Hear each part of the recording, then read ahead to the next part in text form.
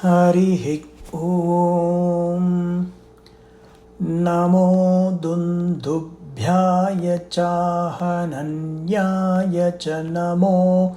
धृष्णवे च प्रमृषाय च नमो दूताय च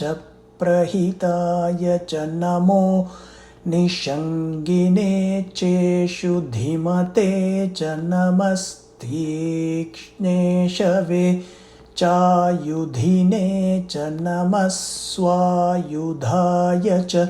सुधन्वने च नमः श्रुत्याय च पथ्याय च नमः काट्याय च नीप्याय च नमः सुद्याय च सरस्याय च नमो नाद्याय च वैशन्ताय च नमः कूप्याय च वट्याय च नमो वर्ष्याय च वर्ष्याय च नमो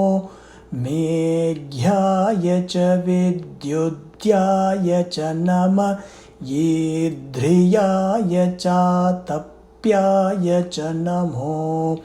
वात्याय च रेश्मियाय च नमो